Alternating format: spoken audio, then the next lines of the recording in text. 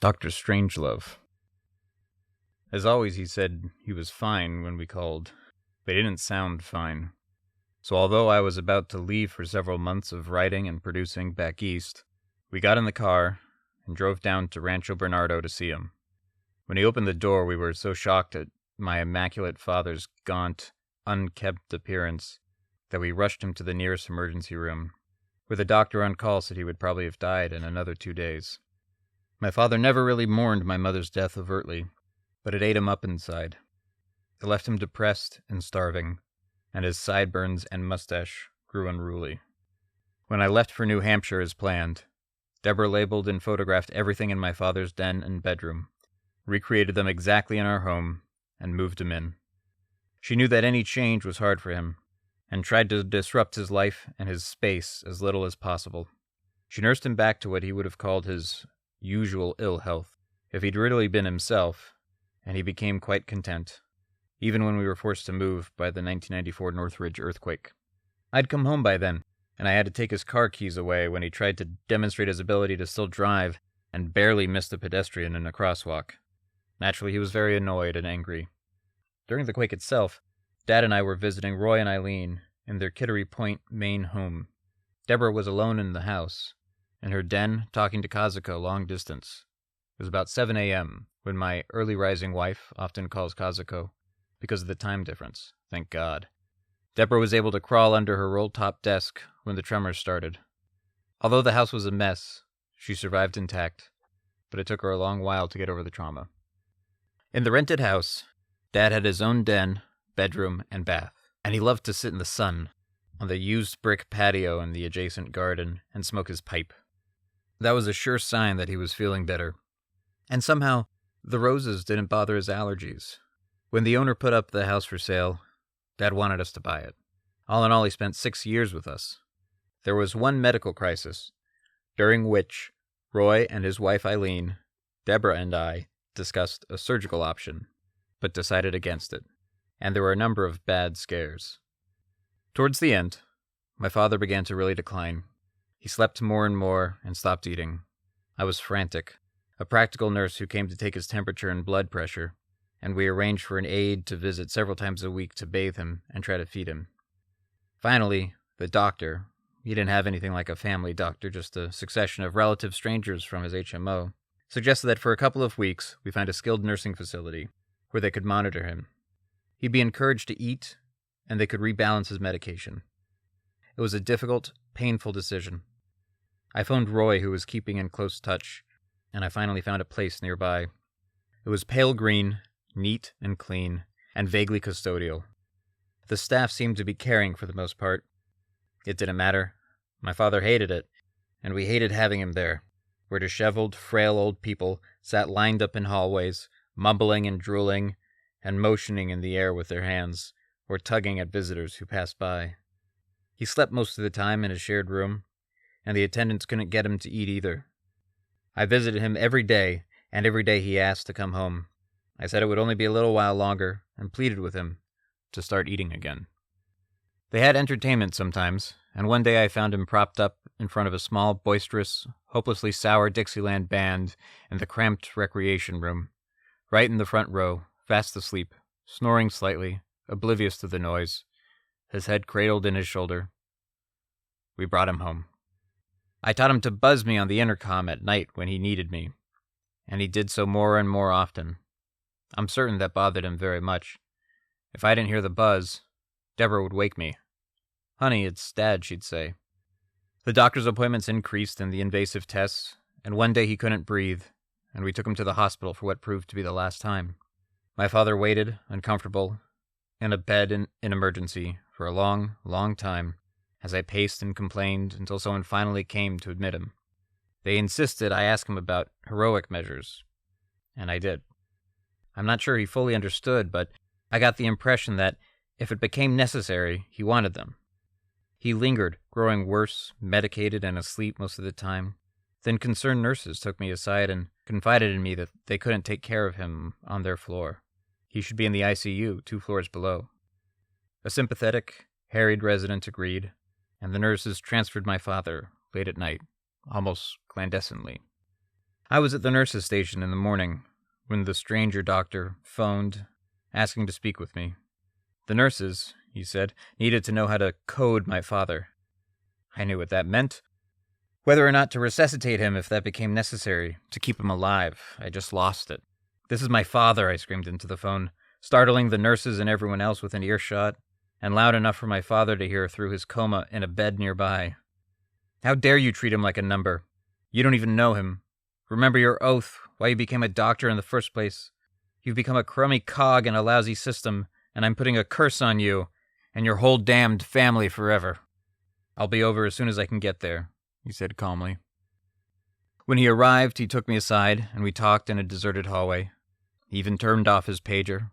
He explained, or tried to, that he had patients much less serious than my father, he meant in less serious condition, who had already been coded. That just set me off again, and I closed the distance between us. Finally, genuinely concerned, he began to mellow. His expression, his body language, actually changed, relaxed. We spoke for several minutes about my father, about doctors, about the system. He agreed to try dialysis once more, strictly against protocol, and if my father didn't rally, he would instruct the nurses to put him on enough morphine to keep him comfortable. I couldn't be sure, but I thought he was trying to tell me something. I nodded.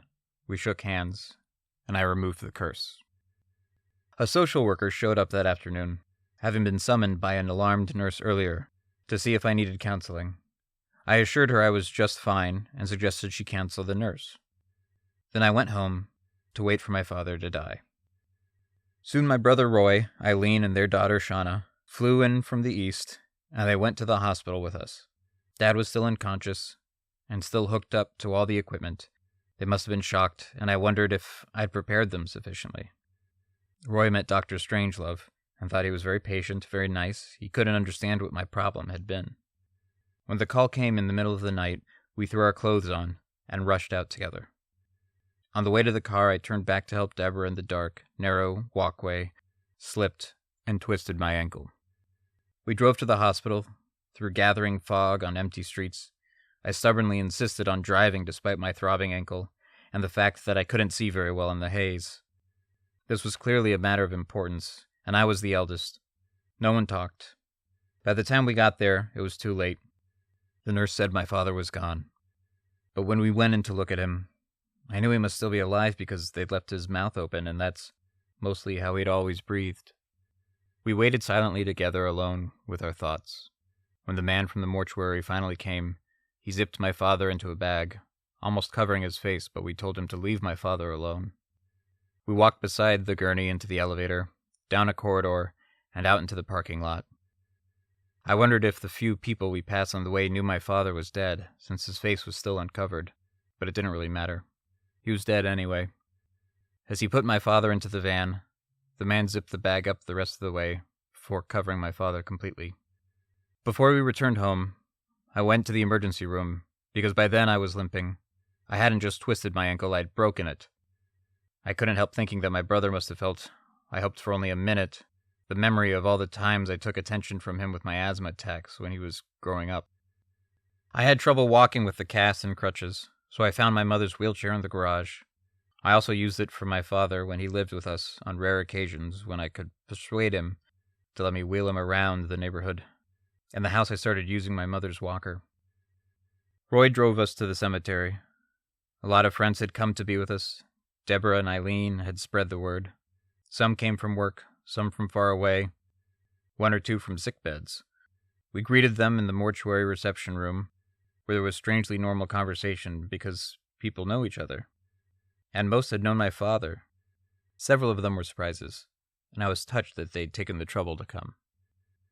When the attendant asked if anyone wanted to go into the viewing room to see him for the last time, Deborah and I, Roy, Eileen, and Shauna went in. Our daughters Robin and Melissa did too. Susan waited outside, overcome with emotion. I remember Robin reaching out to touch him. I wheeled as close to my father on the gurney as I could. I'd like to recall that he looked peaceful. He just looked cold. And I was particularly upset that he was flat on his back. Usually he was only comfortable falling asleep in an upright position because of his acid reflux. I remember that I said something foolish like, Yes, that's him. Right out of a bad movie. I guess even then I wanted to make sure there'd been no mistake. Melissa described to us later how comforted she felt, because what she saw there was not my father. It was like the cocoon of a butterfly, an empty shell from which the spirit had obviously flown. For Deborah, the spirit was like an eagle. My loving friend, Joe Rich, wheeled me from the car down the grassy slope to the gravesite. Our friend Rabbi Don Singer spoke warmly at length about my father. I thought perhaps he spoke too long, since almost everyone was standing. We've known Don since our kids were small, when we started a congregation with him in a bowling alley meeting room. Later, he married Susan and John in our backyard gazebo, and in due course named their daughter Catherine in our living room.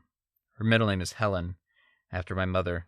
Her sister's Michaela is Poppy, which our grandchildren called my dad. Deborah and Eileen spoke too, with great affection, and I read an old letter that my father had written when I was a child before one of our moves, and which, as an inducement, alluded to a you-know-what, which I took to mean the puppy I might get after we got settled. My brother Roy was eloquent in his private silence. I think Dad would have been very pleased at the turnout for his funeral, particularly with the celebrities who came. Afterward, Roy and I divided some books, personal items. What precisely does personal effects mean? And artwork.